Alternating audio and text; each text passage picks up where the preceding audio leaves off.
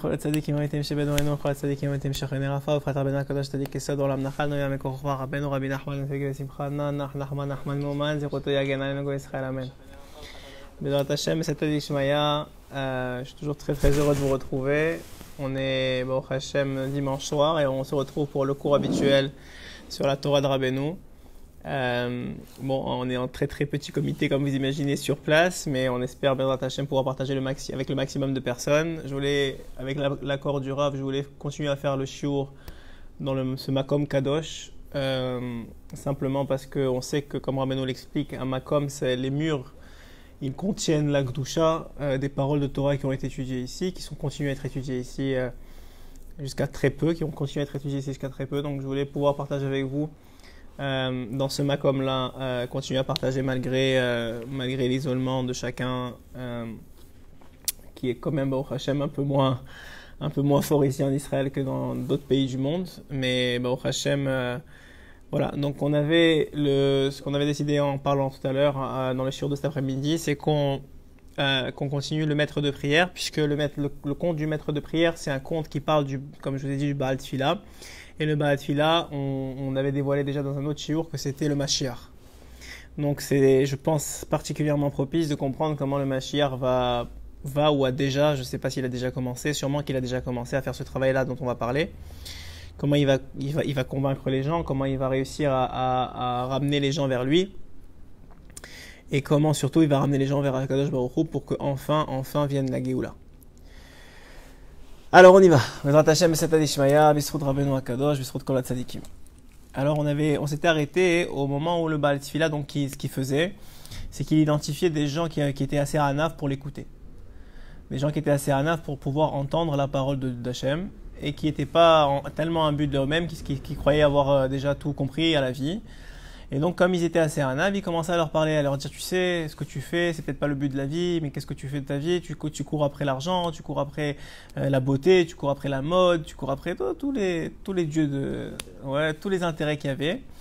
Et tous les intérêts, et puis il commençait à leur dire, mais tu sais, il y a un Dieu dans ce monde, et c'est lui qu'il faut servir, il faut le prier, le louanger, parler avec lui, c'est ça la source du bonheur, c'est ça le bonheur éternel. Et il leur expliquait, on avait vu déjà la dernière fois comment il leur expliquait au Hachem petit à petit comment gérer les choses.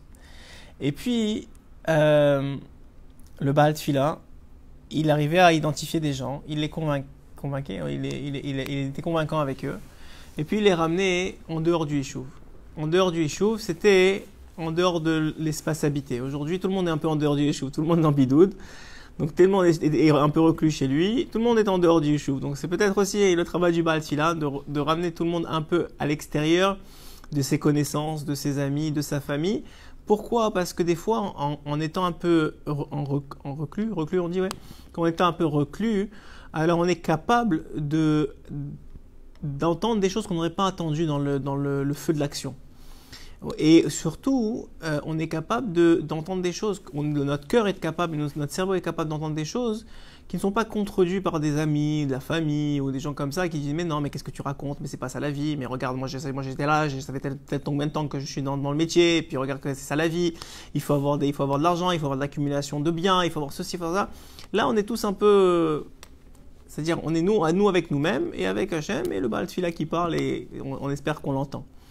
En tout cas, là, dans le conte, le Baal Tfila, il essayait de convaincre d'abord les petits, ensuite de plus en plus grands, c'est-à-dire ceux qui étaient vraiment hanav, et puis il les ramenait en dehors du Yishuv, et il s'occupait d'eux en fonction de ce que chacun avait besoin. Le Baal Tfila, il connaissait l'âme, le shoresh, le Mashiach connaît le shoresh de la neshama de la personne, qui est la source de la neshama de la personne, et donc il sait qu'est-ce qui est bon pour lui. Et des fois, un homme, il a couru après l'argent, mais c'est pas ce qui est bon pour lui. Ce qui est bon pour lui, c'est comme il dit dans le conte, de marcher en guenille. Et c'est ça qui est bon pour lui. Et c'est comme ça qu'il va réussir à connecter à sa source, qu'il va connecter à sa Nekuda Tova, et qu'il va connecter à Hachem en lui. Et un autre, que lui, Dafka, il n'a pas réussi, je ne sais pas pourquoi, il n'a pas eu tellement de réussite dans l'argent, ben lui, il doit marcher avec des habits en or pour pouvoir servir Hachem comme ça, son Shoresh Neshama. Comme ça, source de Neshama. Et ça, seul le Baal Tfila, et les grands tzadikim sont capables de voir dans l'homme d'où vient sa neshama, de quelle partie des mondes supérieurs elle vient, et en fonction de quelle partie des mondes supérieurs elle vient, son tikkun passe par une certaine matérialité, et pour pas qu'elle lui fasse du nezek, pour pas qu'elle l'abîme. La matérialité, on l'a dit, on le répète, on le re-répète, aujourd'hui encore plus que jamais, vu que Hachem est en train de détruire la matérialité, petit à petit. Elle n'est là que pour aider au service divin. Elle n'est là que pour nous aider à servir mieux Hachem. Si elle vient pour t'empêcher de servir ou pour prendre des forces de ton esprit et de tes kochot qui te serviraient à Hachem pour ça, alors c'est pas le but. Donc il dit ici, et Ve'aya Hayom, et il y avait une fois, Ve'aya Medina, c'est là où on s'est arrêté la dernière fois, Ve'aya Medina, Shaya Sham, Ashirut Gadol. Il y avait un pays qui avait de grandes richesses. Shayu Kulam Ashirim. Et là-bas, ils étaient tous très riches. Achaya Darkam Ve'anhagatam Zar Umshune Meod. Et leur comportement était très bizarre. Qui akol haya mitnaeg etzlam kefi ha'ashirut, parce que tout le monde se comportait là-bas en fonction de la richesse. On se croirait dans les pays européens aujourd'hui. She'haya erech ma'alat kol echad ve'echad kefi ha'ashirut shelo. En fonction de la richesse de chacun, on lui donnait de la valeur. Shemi sheyesh lo kach vekach alafim. Shemi sheyesh lo kach vekach alafim. Baruch atah Adonai Eloheinu melech haolam shakol nהיה bidbaro.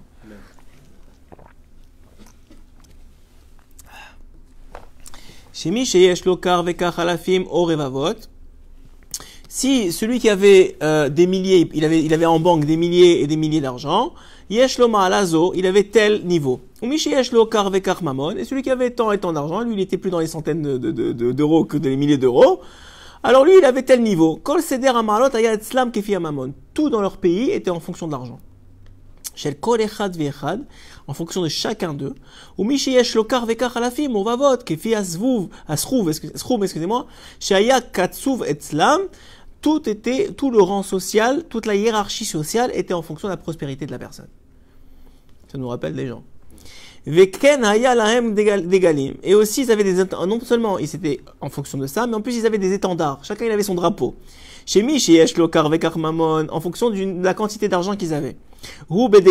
Si lui il avait par exemple, je sais pas moi, entre 1 million et 2 millions, alors lui il était dans le drapeau rouge. Après ça, entre 500 000 et 1 million, lui il était dans le drapeau bleu, etc., etc. Ve'yeshlo oto amala beplonit, beoto adegel, ou mishiyeshlo kar vekar mamon, ou bedegel acher, ve'yeshlo sam, eze ma'ala, beoto adegel, lefi aerech mamono, et en fonction de l'argent qu'il avait, son drapeau. Ve'aya katsuvetzlav kama mamon yelo. Et bien sûr, il fallait vérifier combien chacun avait d'argent. C'est pas juste de dire moi j'ai 2 millions. Il faut que maintenant le gars des impôts ils viennent, ils vérifient tes comptes, et ils vérifient bien que tu mens pas et que tu as vraiment cet argent-là. Et en fonction de ça, effectivement, on lui disait oui tu as raison, tu appartiens à tel niveau.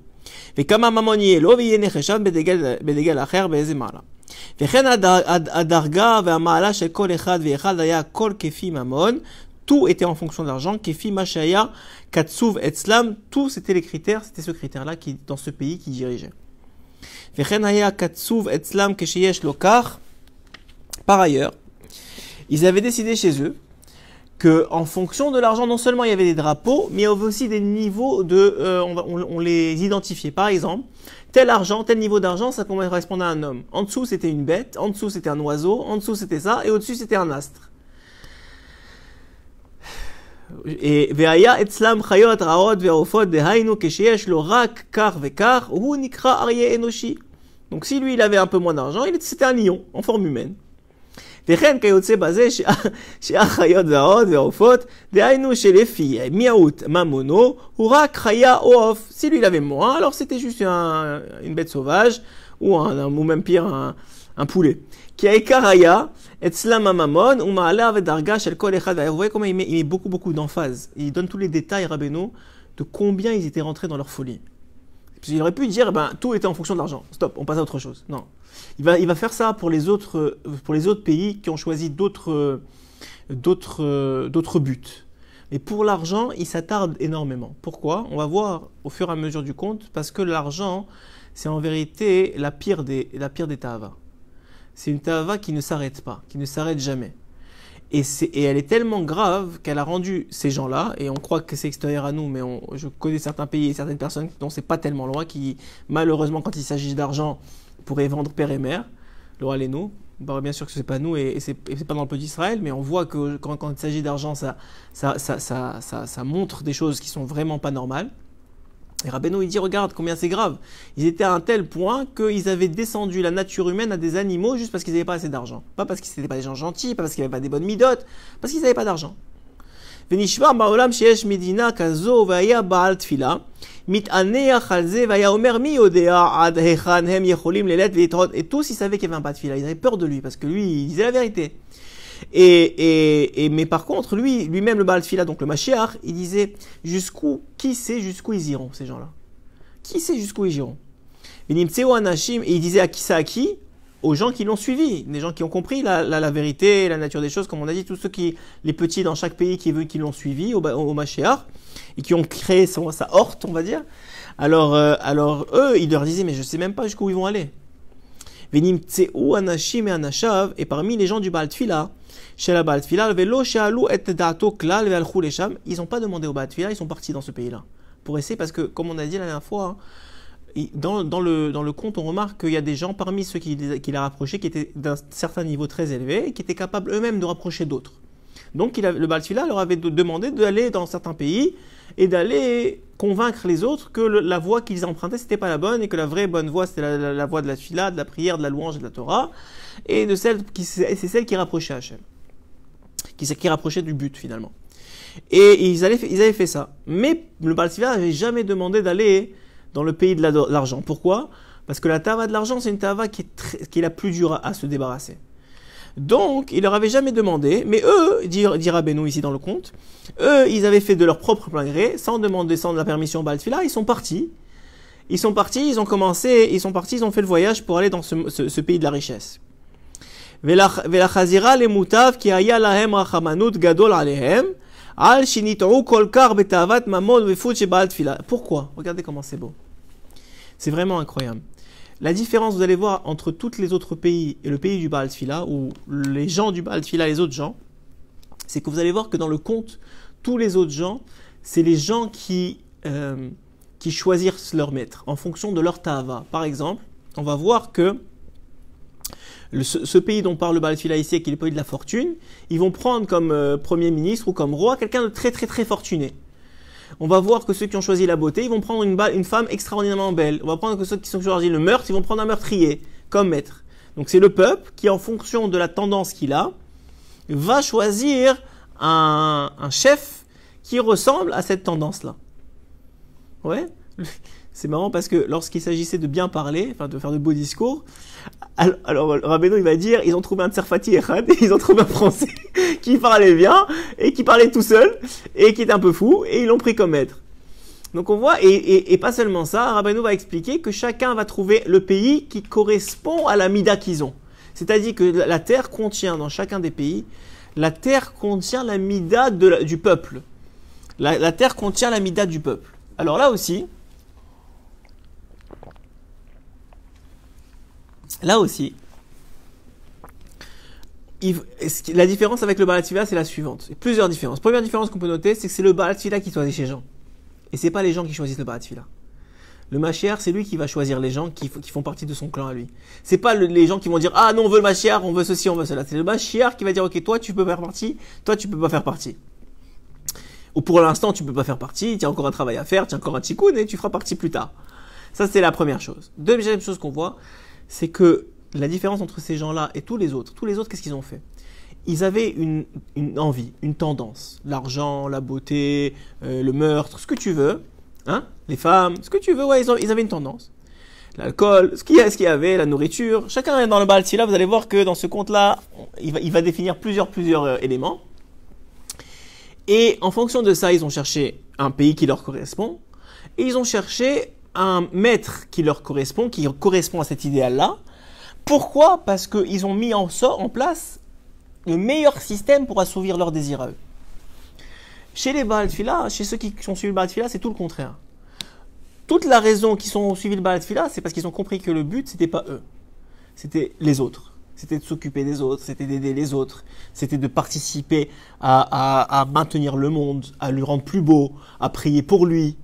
C'était ça le but. Donc vous voyez ici, pourquoi ils n'ont pas demandé au Baal Tfila? Parce qu'ils ont dit, c'est quoi notre but? C'est de faire revenir les gens. Il y a des gens qui sont complètement fous. Le Baal Tfila nous a dit qu'il y a un pays de richesse où ils sont vraiment, on n'a jamais vu ça de notre vie, des gens aussi fous que ça. Donc qu'est-ce qu'ils ont? Ils ont pitié. Parce qu'ils c'est des gens bien. Donc ils ont eu pitié d'eux, ils ont dit on va aller les voir, on va aller leur dire qu'ils sont dans le mauvais chemin, c'est pas normal ce qu'ils font. Donc qu'est-ce qu'ils ont fait? Ils sont partis vers cette ville-là. Où là, peut-être on va réussir à les ramener. Alors, à du bon sens, c'est n'importe quoi ce qu'ils font. Ils sont partis là-bas. Ils sont arrivés dans cette ville-là. Et ils sont entrés, ils ont parlé à un habitant là-bas. Mistama, ils sont arrivés à ce qu'ils appelaient là-bas un animal, c'est-à-dire quelqu'un qui avait pas beaucoup d'argent. Donc, c'était plus facile. C'est-à-dire, de quoi tu t'es attaché? De toute façon, tu es dans le bas de l'échelle, dans leur niveau à eux. Alors, peut-être ils vont nous entendre et ils vont vouloir partir de là-bas. Chez eux, Katan, c'est un petit niveau parmi eux. Kieshlo Sach Muat. Il a, encore une fois, un petit niveau, une petite fortune. Shaya Nikra Etzlam Chaya. Il s'appelait parmi eux une bête sauvage. Vitrilou les daberimo, ils ont commencé à parler avec eux, Kedarkam, comme ils faisaient d'habitude. Que, écoute, c'est pas le but de la vie, qu'est-ce que tu fais avec, qu'est-ce que tu cours après l'argent, tu crois que tu vas t'enterrer avec, mais qu'est-ce que tu crois que ça sert, mais de toute façon, à quoi qu'est-ce que tu vas faire avec, et puis de toute façon, c'est pas ça le but. Ils ont commencé à lui parler. L'essentiel, c'est de servir à Kadosh Baruch Hu, de se connecter à lui, c'est lui le bien absolu, c'est lui qui nous a donné la vie, c'est lui qui va donner la vie éternelle. Tout ce qu'on dit nous, on le répète toute la journée. Vélo Shama, et on se le répète à nous-mêmes. Vélo Shama Lahem Klal, il les a pas écoutés. Même le Chaya, il les a pas écoutés. Kikvar Nishtaresh Etzlam Sheikar Ura Kamamon. Parce que était déjà ancré en eux que l'essentiel c'est que l'argent. Et encore, ils ont parlé avec d'autres. Vélo Shama Elav, ils l'ont pas écouté. Vehu Ainu Echad Me'anshe Baal Tfila. Et ils ont insisté sur lui. Ils ont beaucoup parlé avec chacun d'entre eux. Il a dit j'ai pas le temps de t'écouter. Là aussi c'est une très belle allusion à ce qui est en train de se passer aujourd'hui. Les gens toute la journée, j'ai pas le temps d'aller à un cours de Torah, j'ai pas le temps d'étudier, j'ai pas le temps de ceci, j'ai pas le temps de ça. Maintenant c'est un four. Non, même si tu vas avoir le temps de travailler, tu n'as plus de travail. Toi tu veux aller à truquer, il y a plus. Tu veux sortir, il y a plus. Il y a du temps pour étudier la Torah, pour parler avec sa famille, pour s'occuper des choses essentielles. Voilà, c'est là à four. Mais allez, mais jusque tant que le système il fonctionne, là il est plus en train de fonctionner. Je sais pas s'il va refonctionner demain ou si c'est vraiment la fin. On l'a dit déjà la semaine dernière, vous verrez, voilà, je suis heureux. Mais en tout cas, pour l'instant, il est en panne, il fonctionne plus. Et pour ce court moment, on voit exactement ce que le Baal Tfila il a réussi à faire pour un peu d'entre eux. Là, on est tous mis dans le même système. Mais le Baal Tfila il a réussi à les regrouper et à leur dire, regardez, arrêtez de penser au monde. Il n'y a que Hachem dans le monde, c'est ça qu'il faut faire, il faut servir Hachem, il faut prier pour Hachem, il faut prier, il faut étudier, il faut faire ce qu'il y a à faire. Mais eux, ils me disent, non, j'ai pas le temps, même t'écouter, j'ai pas le temps. Ne me parle pas. De quoi tu me parles de Dieu et tout ça? J'ai pas le temps de t'écouter. Chez Alo Mipenema, il a demandé pourquoi. Il a dit, mais pourquoi tu n'as pas le temps d'écouter? Je suis en train de te dire la vérité. Il a dit, écoute-moi bien, on est déjà en train de penser comment on va devenir plus riche. Comment on va devenir plus riche? On a entendu qu'il y a une ville un pays encore plus riche que nous, où là-bas c'est tous des astres. C'est tous des soleils, c'est tous des étoiles. On va aller là-bas, parce que eux, ils arrivent à produire leur propre argent et leur propre or. Alors comme ils sont tellement là-bas, on va aller là-bas, on va devenir leur esclave, tout le monde va être très content. Je vous la fais très vite parce que il est très long le compte, mais je veux qu'on ait des assagotes ce soir. Premièrement, de comprendre que Rabbeinu, ça fait déjà 200 ans qu'il a écrit ce conte. Il parlait pas de ce qu'on est en train de vivre aujourd'hui, même s'il parlait aussi de ce qu'on est en train de vivre aujourd'hui. Que lorsque Mashiach allait venir, et ça fait déjà longtemps qu'il se prépare à venir, on ne sait pas si c'est demain, si c'est après-demain, si c'est dans un an, mais ça fait longtemps déjà que ça commence à se préparer. La préparation, on l'a répété souvent, que le Mashiach n'est pas là parce qu'on n'est pas encore prêt. Il faut que tout le monde soit prêt. On voit dans le conte de Rabbeinu que le Mashiach il a commencé son travail alors que les gens n'étaient pas prêts. Il a commencé à parler à des gens qui étaient pas normalement, qui n'étaient pas censés entendre, mais les plus sensibles. On commençait à entendre la voix du Mashiach, on commençait à entendre la voix de la raison. On commençait à entendre que, attends, regarde, ce monde il vaut rien, ce monde il s'écroule. Mon grand-père il a accumulé 30 ans et tant d'argent et à quoi ça lui a servi à la fin? Qu'est-ce qu'il a laissé dans ce monde? Si ce n'est que moi je fais Kaddish ou Kaddish pour lui, ou que moi j'étudie la Torah pour lui, ou que j'élève son âme. Qu'est-ce qu'il a fait en 80 ans? Il a laissé des enfants, c'est Baruch Hashem qu'il a laissé des enfants, mais à part ça.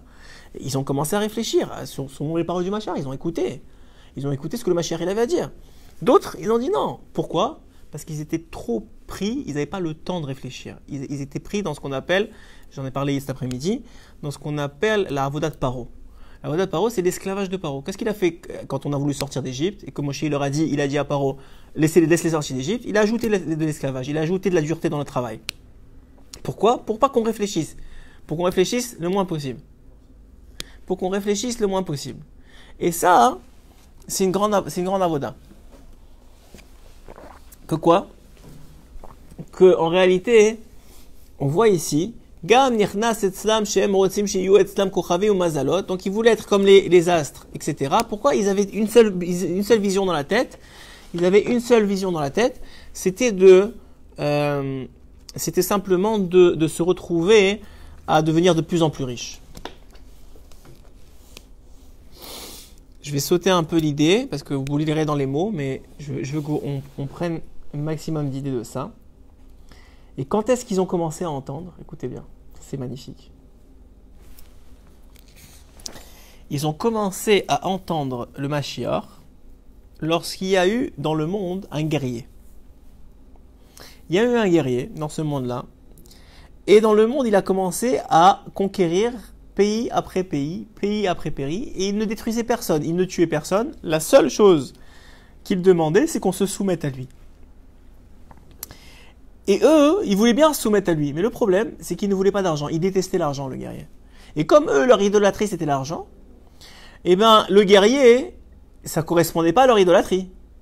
Donc, ils se sont retrouvés finalement à se dire, mais on voudrait bien le prendre comme roi, mais c'est renier notre propre idolâtrie à nous, notre propre but. Et de croire que lui, et ce pays-là qui a pris comme roi le guerrier, ils ont plus raison que nous. Donc, ils se sont pas soumis, mais ils avaient extrêmement peur. Et c'est à ce moment-là que le Baal Tfilah décide de rentrer dans le pays des riches. Et de commencer à leur parler. Pourquoi? Parce que lorsque la peur, malheureusement, commence à rentrer dans les cœurs, les clipotes aussi, elles s'effondrent un petit peu. Parce que là, ils étaient beaux, avides d'argent, morts, ça vaut rien l'argent. Donc ils se sont dit, si on se soumet pas, il va nous tuer. S'il va nous tuer, à quoi ça nous sert l'argent? Et ils étaient complètement bilboulés. Donc là, le Mashiach, il en profite et il rentre. Il rentre dans le pays. Et il commence à essayer de parler d'abord au premier, et d'abord il commence à parler à ceux qui gardaient le pays. Et il y en a un qui dit, moi je veux bien, mais de toute façon je serai tout seul, alors je vais pas faire ça. Et il dit l'autre, moi aussi je veux bien t'écouter, mais je suis tout seul, je ferai pas. Et il fait le troisième, et comme ça il voit que tout le monde veut bien l'écouter, mais comme il pense que l'autre il voudrait pas l'écouter, alors il fait le mouvement de masse.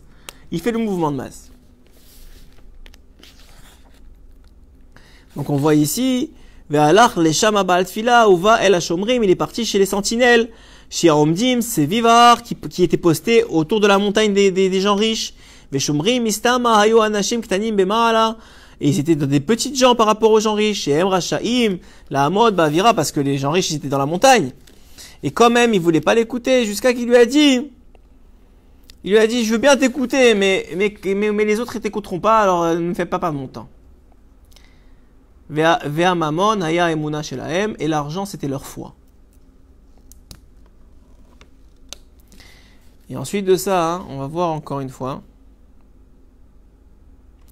On avait dit que le Baal Tfilah, il s'habillait dans différentes façons. Il était des fois un marchand, des fois un indigent, pour pas qu'on le reconnaisse.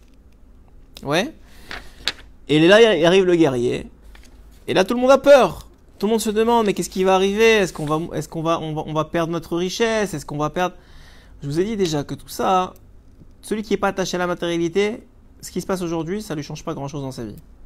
Celui qui est attaché à la matérialité, plus il est attaché, plus il a l'impression de perdre de pied.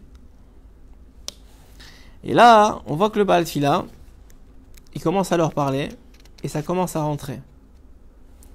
Il commence à avoir les chocottes. Il commence à avoir peur, et ça commence à rentrer. Et alors à ce moment-là, je vous saute parce qu'il y a beaucoup de détails, vous le lirez dans les mots, mais je veux encore une fois qu'on retienne certaines idées principales du conte. Et à ce moment-là, il y a une rumeur qui se propage dans la ville, qu'il y a dans la ville quelqu'un qui parle comme ça, qui leur dit, écoute, c'est pas le but de la vie, qu'est-ce que vous faites avec l'argent, c'est n'importe quoi. Qui se moque de leur croyance à eux, de leur émouna, de leur foi à eux. Et Omer Sheyesh Yachid, qui dit qu'il y a un Dieu unique. Et sur le guerrier, ah oui, je vous ai pas dit ça, que sur le guerrier, il disait, c'est sûrement le guerrier que je connais. On va voir comment le Baal Tfila, il connaissait le guerrier, c'est très beau ça aussi. Tout le monde courait après lui pour l'attraper parce qu'il ne voulait pas qu'on parle mal de leur croyance à eux. Et même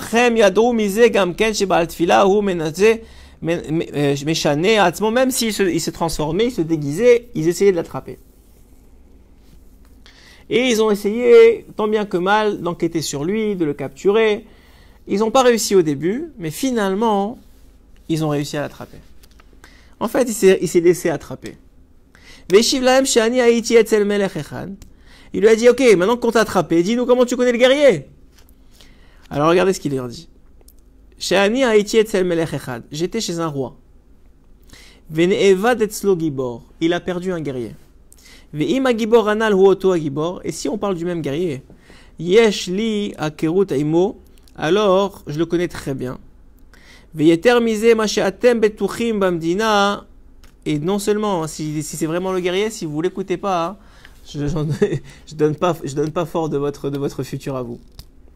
Il lui a dit, comment tu sais ça?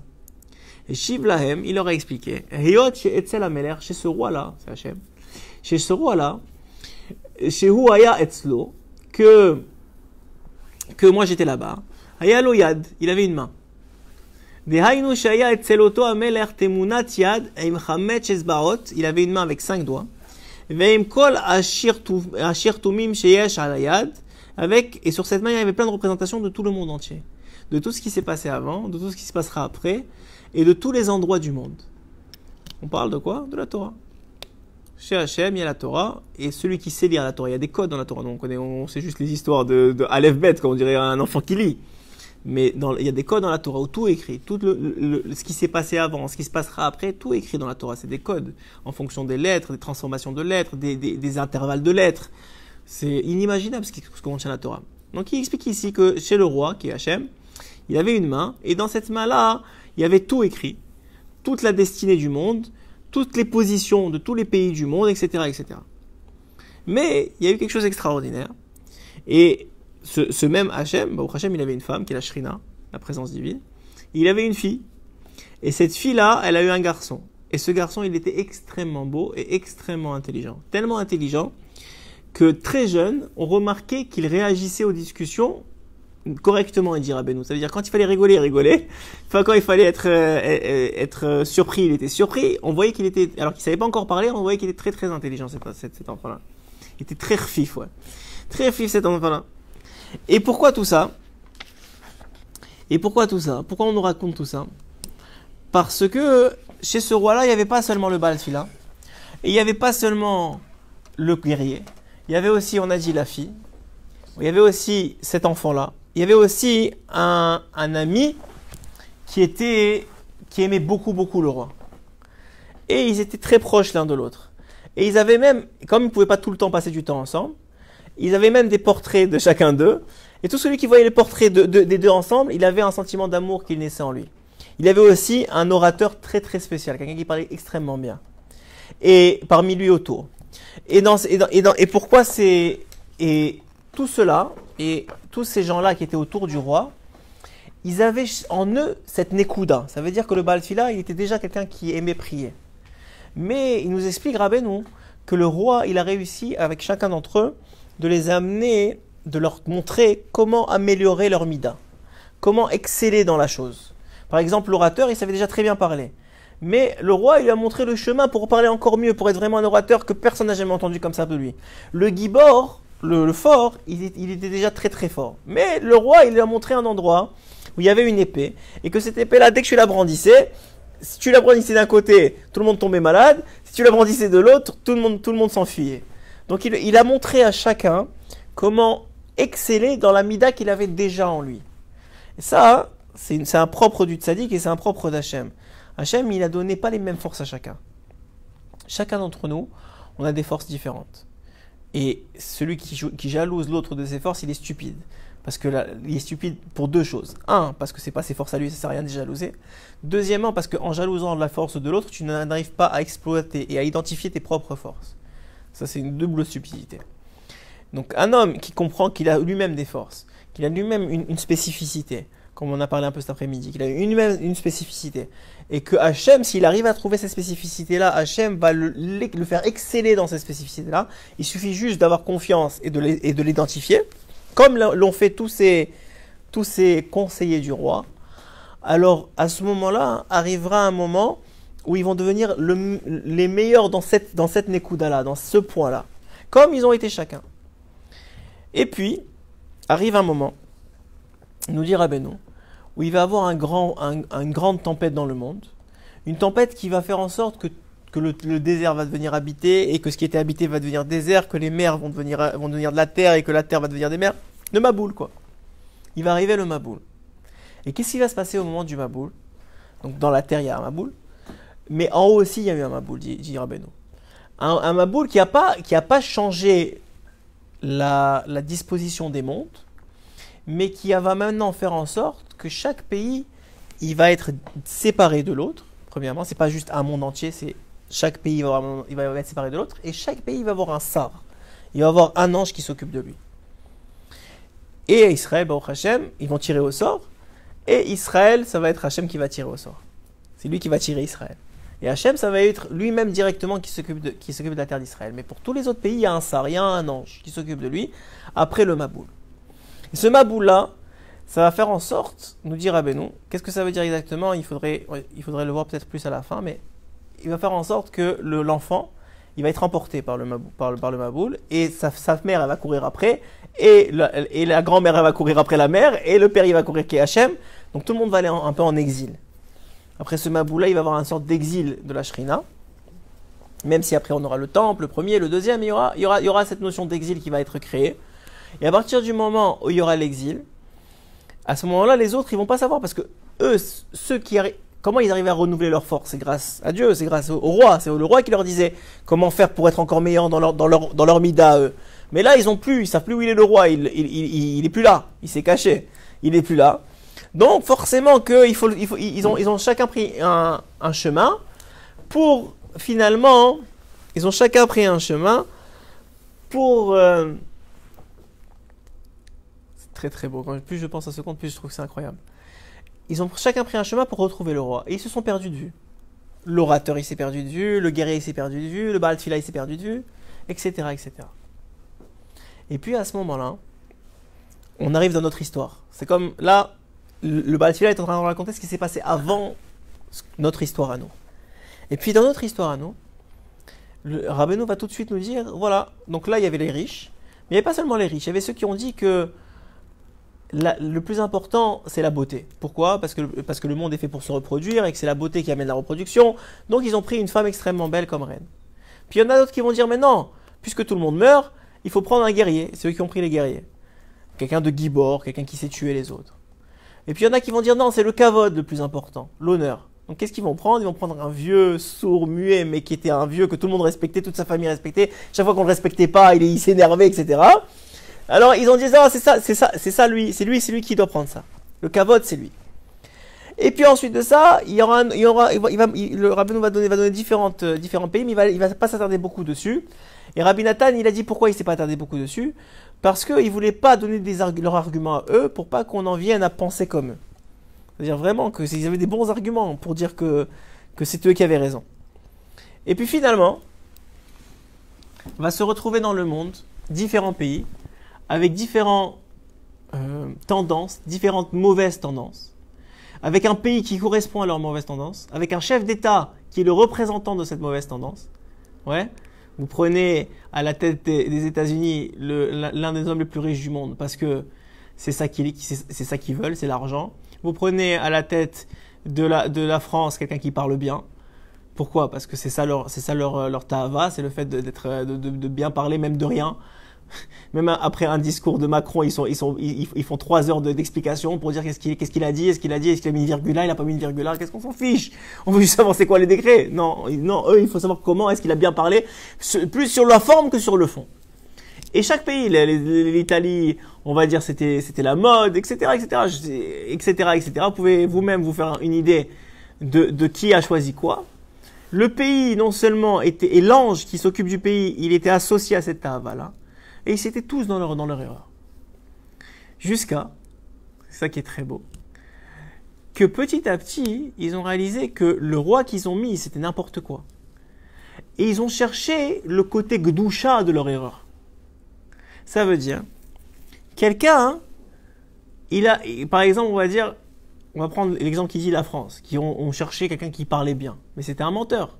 C'était un tricheur, c'était quelqu'un qui parlait bien, mais il parlait n'importe comment, c'était un fou. Il y en a même qui ont choisi la simcha, il dit Rabbeinu.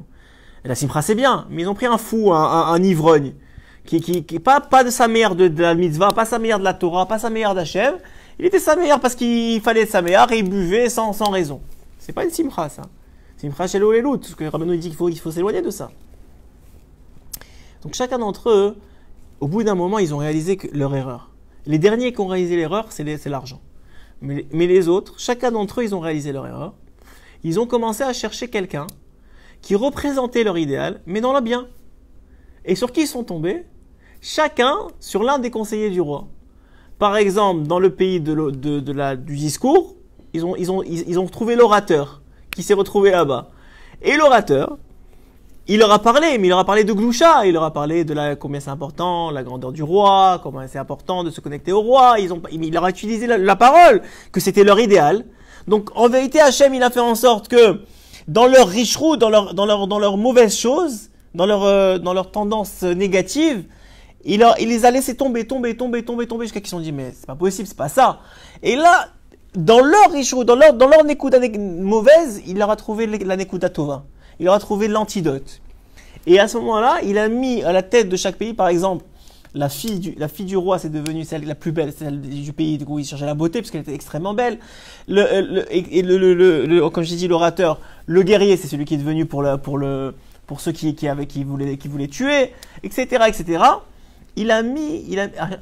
Hachem, il s'est mis en retrait, il a fait comme s'il n'était plus là, il a mis des pions dans chaque pays, qui en vérité, à la fin du compte, vont dévoiler l'unicité de Hachem. Puisque c'est des conseillers, ils vont dire, mais vous vous trompez complètement. Il y a un Dieu, et ce Dieu-là, c'est lui qui nous a mis à cette place-là, et c'est lui qui a créé la beauté, qui a créé la parole, qui a créé tout ça. Pourquoi? Pour qu'on puisse être connecté avec lui, pour qu'on puisse se retrouver avec lui, pour qu'on puisse profiter de son bien, etc. Et Rabbeinu, il va dire, le seul qui s'est pas trompé depuis le début, c'est le Baal Tefila. Tous ceux qui sont venus chez le Baal Tefila, c'est-à-dire le Mashiach, depuis le début, sans passer par l'intermédiaire de la parole, ou de la beauté, ou de l'argent, ou n'importe quel autre intermédiaire, eux, ils ont directement allé au but. Mais tous les autres, ils ont dû passer par tout le processus de se rendre compte que tout ce qu'ils disaient en vérité c'est n'importe quoi, et d'avoir finalement, même dans leur n'importe quoi, avoir cherché un roi qui correspondait à l'idéal de leur n'importe quoi, et heureusement Hachem, il a eu pitié d'eux, il leur a mis un roi qui était un de ses conseillers à lui, et qui leur a montré comment même leur tendance mauvaise, elle était au service de la connexion avec Hachem. Et ça prend du temps. Le compte il est très long. Je vous l'ai fait très très rapidement. Mais le compte, il est vraiment très long. Et c'est pas pour rien. Hachem et même Rabbeinu, ses mots sont comptés. Il a pris tellement de temps, il a fait en plusieurs fois ce compte-là, même à ses élèves. C'est parce que, Béhémet, il y a beaucoup de secrets d'abord dedans. Mais c'est le processus. Le processus, il est long. Et là, on est en train de l'accélérer, c'est évident. Pour tous ceux qui voient, on est en train d'accélérer. Le processus, on voit que petit à petit, dans tous les pays du monde, leur rishut, leur idéologie est en train de tomber, simplement à cause du confinement, ce qui est incroyable en vérité, quand on voit ce qui se passe. Quand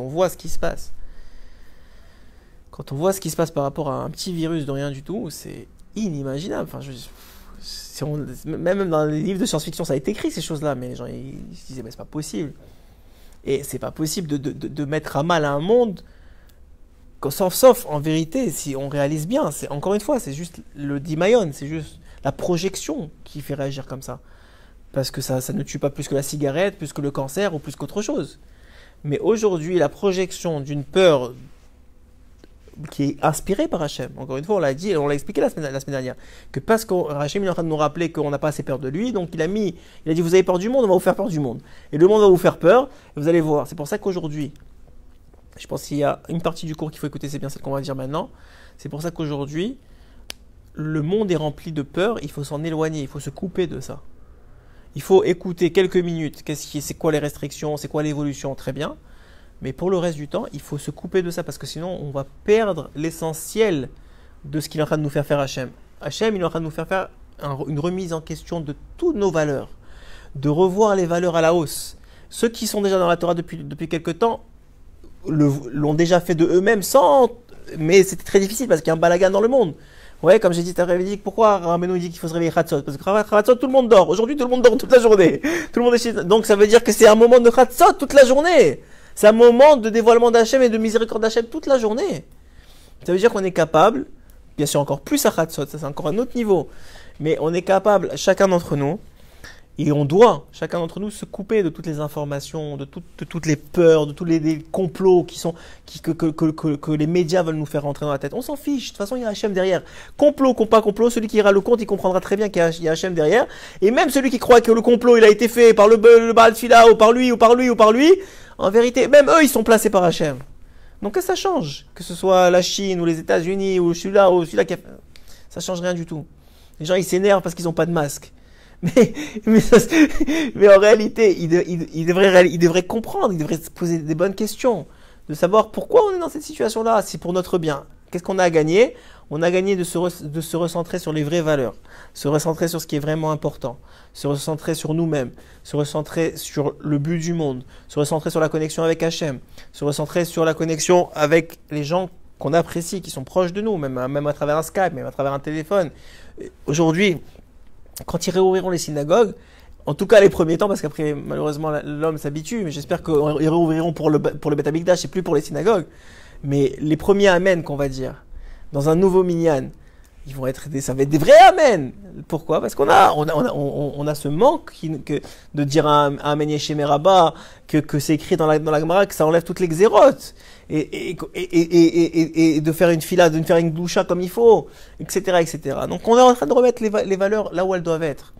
Hachem, après tout ce bilboul du monde, après cette tempête qui a transformé le monde et qui a mis des systèmes en place qui ne sont pas les bons, petit à petit, Bezrat Hachem est en train de remettre les choses en clair et nous permettre de nous-mêmes de profiter de ça, de profiter de ce qui a vraiment de la valeur, d'arrêter de s'inquiéter pour le lendemain. Sauf, on est tous dans le même bateau, Hachem il s'occupe de nous, ne vous inquiétez pas. Il n'y a pas, et d'arrêter de se poser des questions sur les choix du passé. Les choix du passé sont les bons. Pourquoi? Parce qu'Hachem nous a laissé les faire. Sinon, ça n'aurait pas été les bons. Si c'était pas bon pour nous, il n'aurait pas laissé les faire.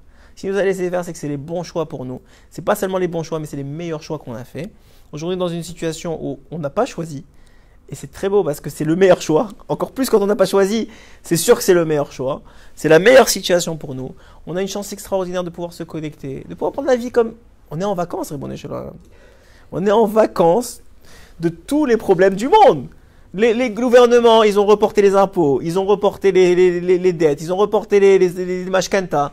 Ça veut dire, tiens, pour 3 mois ils l'ont fait, je ne sais pas combien ça durera. J'espère Mashiach avant, mais ça veut dire... Sauf, on a une sorte de... C'est incroyable, on a une sorte de Olam Haba dans ce Olam Hazé pendant quelques temps. On peut en profiter, on a une sorte de... On nous enlève le joug du travail, le joug de Paro. À quelques jours de Pessah, on est en train de nous enlever le joug de l'exil. C'est totalement incroyable. Celui qui ne comprend pas ça, il continue à stresser, il continue à sur ton téléphone, combien il y a de morts aujourd'hui, combien il y a de trucs. Est-ce que tu faisais ça, toi, combien il y a de morts quand il y avait le mort de la cigarette, ou le mort du cancer, ou le mort de n'importe quelle grippe dans le monde? Non, tu faisais pas ça. Pourquoi tu vas faire ça aujourd'hui? Qu'est-ce que ça change? Sauf Hachem, il manhique son monde, et chacun il a son tikkun. Et la mort, ça fait partie d'un des tikkunim. On n'en veut pour personne, on veut de la réfouach shelema toi, Israël. Et on espère que le bien pour tout le monde. Mais Hachem, il sait ce qu'il fait. Et on a confiance qu'il fait le bien. Et on a confiance que la fin, elle est bonne. Et la façon d'arriver à la fin, on ne peut pas la juger tant qu'on n'arrivera pas à la fin. Quand on arrivera à la fin, on pourra tous venir chez Hachem et on dira ouais, mais regarde, sur le chemin ici, tu t'es arrêté là. Pourquoi? Ah non, je suis pas d'accord. Là, tu pourras faire ce que tu veux. Et là, à ce moment-là, tu n'auras même pas de questions, tellement ce sera tellement bien fait. Alors d'ici là, on a confiance et on profite de ces moments-là. Ce shiur-là, en vérité, je voulais dire juste une chose. Profitez de vous instruire, de lire, de connecter, de parler avec Hachem, d'étudier des choses que vous n'auriez pas le temps d'étudier. Profitez d'écouter des shiurim que vous n'auriez pas le temps d'écouter. Profitez de parler avec des gens que vous n'auriez pas eu le temps de parler. Même avec vos enfants. Si vous réalisez bien, nos enfants, toute l'année, sont à l'école, du matin au soir. Ça veut dire qu'on les voit très très très très peu. Quand tu rentres du travail, 5 minutes, 10 minutes en train de manger. Là, tu les as 24-24. C'est toi qui étudies avec eux. C'est toi qui peux t'asseoir et étudier avec eux. C'est toi qui peux marcher, faire du sport. Tu as le droit encore de faire, en tout cas en Israël, de faire du sport avec ta famille. Donc tu peux aller marcher. Tu peux aller prendre des marches avec tes enfants. Tu peux faire des choses. Que tu n'aurais pas le droit. Parce que même quand tu es en vacances, ouais, disons que tu as 2 semaines ou 3 semaines ou 5 semaines de vacances dans l'année, tu es tellement occupé à faire que ces vacances soient occupées, parce que c'est les seules 5 semaines de l'année que tu as, et qu'il y a tellement de choses à faire, je vais aller là, que tu profites même pas des relations. Tu construis pas. Ouais, je sais pas, avant les avions et tout ça, les parents, ils étaient avec leurs enfants, assis sur le tapis en train de jouer. Aujourd'hui, il y a plus tout ça. Il faut toujours faire quelque chose. Et non, il faut aller voir ça. Viens, on prend des billets pour ça. Viens, il y a peut-être pas d'attraction. Viens, il y a tel truc. Là, il n'y a pas de pas d'attraction. Là, il n'y a pas de billets. Là, il n'y a pas d'avion. Il y a toi et Hachem. C'est très important. Surtout la nuit, entre Chatzot et le début, ceux qui peuvent prendre des siestes pendant la journée et faire Chatzot jusqu'au matin. Il y a des portes aujourd'hui qui s'ouvrent dans ces moments-là qui sont inimaginables. De Gdusha, de Tahara, de connaissance. Plus que ça, il y a des moments dans la journée où vous êtes capable aujourd'hui, pas juste, de toute façon on n'a pas choisi la situation. Alors il y a celui qui souffle, j'en ai marre, mais pourquoi hein? Et à quoi ça sert? Il n'a rien gagné de l'histoire. Ou bien, il va profiter d'entendre la Baal Fila parler. Il va commencer à lire un livre, il va lire les contes de Rabbeinu, il va prendre un Sipurei Maasiot, il va prendre un écouter Etzot, il va prendre un écouter Moharan en français, en hébreu, ce que vous voulez, ce que vous êtes capable de faire. Il va prendre le livre d'Anaël, il va prendre des moments. Comme ça, il va faire, c'est écrit quoi? Que à la fin des temps, Shabbat ce sera tout le temps. Ben on y arrive, Shabbat c'est bientôt tout le temps. Aujourd'hui on fait encore un peu de kniot, on achète encore pour manger, on achète truc, mais à part ça, on est capable de donner du temps pour se construire, pour affiner nos midot, comme on avait dit la semaine dernière dans l'Haftara, où c'est écrit que Hachem il va affiner comme de l'or. On est capable d'affiner nos midot, de faire attention, de réfléchir à des choses qu'on n'aurait pas forcément eu le temps de réfléchir dessus. De prendre une marche, d'aller marcher tout seul, on a le droit encore. Faire Hitbo des doutes, parler avec Hachem, tout ça on a le droit. Et c'est des choses essentielles. Si Hachem nous a laissé, c'est parce que c'est ça notre travail aujourd'hui. Et une fois qu'on sera reconstruit, Bezrat Hachem, et qu'on sera prêt à réécouter Behemet, la parole du Mashiach, alors il se dévoilera en temps et en heure Bemirot, Beve Berachamim, Bezrat Hachem, vite et avec miséricorde. Et quand il se dévoilera, on sera prêt à l'écouter. Parce que le problème, il est que là, regardez, au début du conte, personne ne voulait l'écouter. Alors quand c'est ça qui se dévoile, il va dire ouais je sais, vous savez quoi, il n'y a que Hachem dans le monde. Et il me dit bah, attends, il y a la bourse ici, attends, qu'est-ce que tu me parles, moi j'ai ça à faire et attends j'ai une maison à payer, j'ai ça à dire, attends, mais je me suis engagé sur 30 ans sur ça, et puis j'ai 3 business, qu'est-ce que tu me parles maintenant de Hachem? C'est ça qu'on va lui répondre. Enfin, c'est ça que la plupart des gens vont lui répondre. Alors qu'est-ce qui se passe? Hachem petit à petit, il fait réaliser aux gens, regardez, soyez prêts à écouter, ça arrive. C'est bientôt, soyez prêts à écouter. Mettez-vous sur la bonne fréquence. Commencez à écouter tranquillement, profitez. C'est des moments que peut-être nos grands-parents, ils n'ont pas eu de toute leur vie. Nous, on a ces quelques mois où qu'on peut puiser dedans des forces pour notre vie. Et on espère pour la venue du Mashiach. Amen.